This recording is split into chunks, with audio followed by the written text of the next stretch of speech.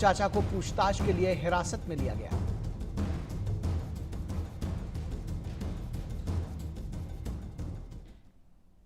तो सबसे पहले लोकसभा चुनाव का जो बिगुल बज चुका है, पहले चरण के लिए नामांकन शुरू हो गया है, उसके संदर्भ में खबर आपको दिखाते हैं। क्योंकि आज की अगर देखा जाए तो चुनावों से जुड़ी हुई ये बड़ी खबर है कि लोकसभा चुनाव के पहले चरण के चुनाव के लिए आज से अधिसूचना जारी हो गई है और प्रत्याशियों के लिए नामांकन दाखिल करने की शुरुआत हो गई है।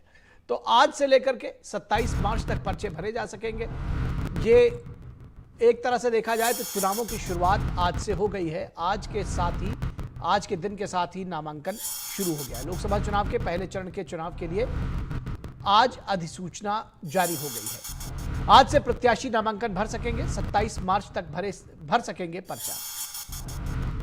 तो 27 मार्च तक दाखिल किए जा सकेंगे पर्चे और आज से इनकी शुरुआत हो गई है। पहले चरण के लिए 19 अप्रैल को वोट डाले जाएंगे। कुल 7 चरणों में हो रहे हैं ये चुनाव। तो 7 चरणों में मतदान हो रहा है। पहले चरण के लिए 19 अप्रैल को वोट डाले जाएंगे। आखिरी चरण के लिए 1 जून को वोटिंग होगी और 4 जून को काउंटिंग होनी है। इस चरण में 17 राज्यों और 4 केंद्र शासित प्रदेशों की 102 लोकसभा सीटों पर चुनाव होंगे। इस बीच AIADMK और DMK ने अपने अपने प्रत्याशियों की पहली सूची जारी की है।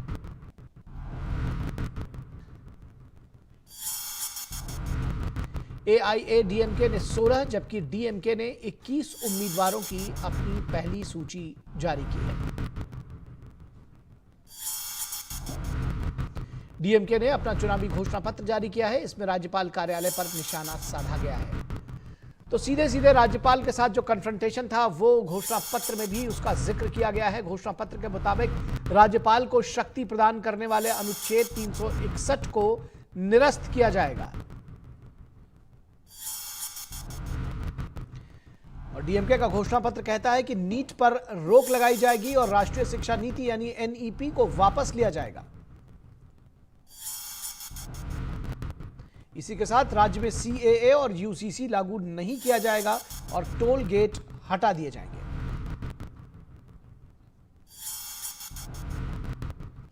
वहीं कांग्रेस पार्टी आज कर सकती है अपनी तीसरी सूची जारी। उम्मीदवारों की तीसरी सूची कांग्रेस पार्टी जारी कर सकती है। 40 लोकसभा सीटों के लिए प्रत्याशियों के नामों का ऐलान कर सकती है कांग्रेस। लोकसभा 40 प्रत्याशियों के नामों का ऐलान आज कांग्रेस कर सकती है। लोकसभा चुनाव में उम्मीदवारों के नाम तय करने के लिए कल हुई थी CEC की बैठक। दरअसल जो कांग्रेस की चुनाव समिति है उसकी बैठक कल हुई थी। बैठक में 11 राज्यों के करीब 85 लोकसभा सीटों पर चर्चा की गई थी।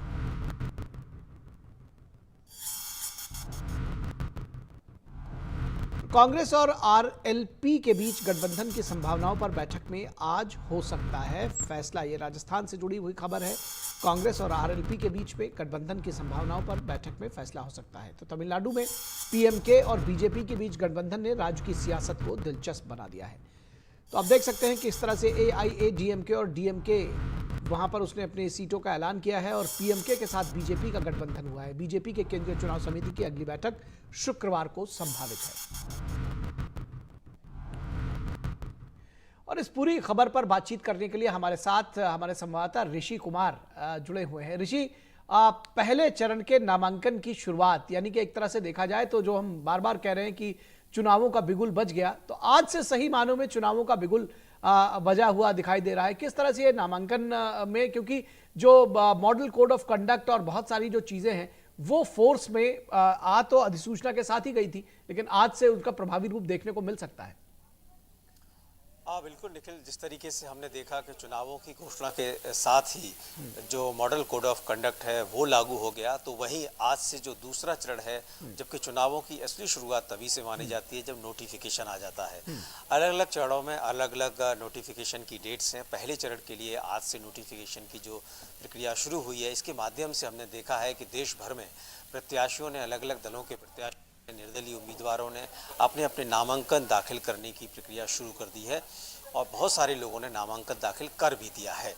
नामांकन के बाद ही प्रत्याशी मैदान में होते हैं और उसके बाद जिस तरीके से नामांकन दाखिल करने की अंतिम तिथि आती है, तब तक ये माना जाता है कि कौन-कौन मैदान में आ रहा है। उसके बाद नाम वापस लेने की तिथि आती है और उसके बाद स्क्रूटनी के बाद फाइनल हो जाता है कि कौन चुनावी मैदान में है। तो इस लिहाज से देखें तो पहले चरण के लिए हम जानते हैं कि 21 राज्यों की 102 सीटों पर ये नोटिफिकेशन आज से शुरू हो गया है और इसमें हमने देखा है सुबह से ही चुनाव आयोग ने इस प्रक्रिया को शुरू करते ही ये भी आदेश दिए कि अलग-अलग राज्यों में जहां पर विधानसभा के चुनाव हैं उस प्रक्रिया को भी, क्योंकि लोकसभा और विधानसभा के चुनाव एक साथ हो रहे हैं जिन जिन राज्यों में ये हैं, तो इस तरीके से हम देखें तो सिक्किम और अरुणाचल प्रदेश में जो विधानसभा के चुनाव की जो नोटिफिकेशन है वो भी आज शुरू हो गया, जबकि लोकसभा का चुनाव भी पहले चरण में वहाँ पर है।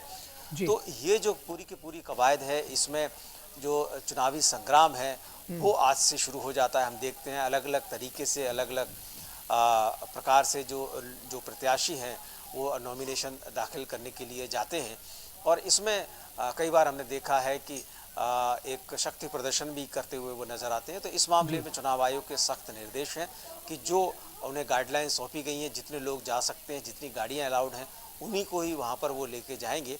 तो आयोग ने जिस तरीके से शुरुआत से ही जो कार्रवाई शुरू की है और इसमें जिसने भी कोताही बरती है उसके खिलाफ भी कार्रवाई की है। हमने हाल ही में देखा कि 6 राज्यों के गृह सचिवों को बदल दिया गया और पश्चिम बंगाल के डीजीपी को बदल दिया गया। तो इस तरीके के जो मॉडल कोड ऑफ कंडक्ट है, जो प्रोसेस है, उसको पूरा करने में जो आयोग ने कमर कसी है, उसको आज से हम कह सकते हैं कि पहले चरण के लिए ये कवायद शुरू हो चुकी है।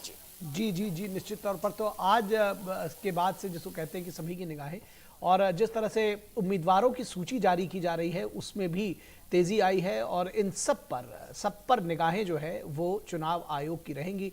हम बार बार विस्तार से इसको बता चुके हैं और ऋषि आप भी कई बार इसको बता चुके हैं कि किस तरह से चुनाव आयोग इस पूरी प्रक्रिया पर नजर रख रहा है। बहुत शुक्रिया इस तमाम बातचीत और जानकारी के लिए।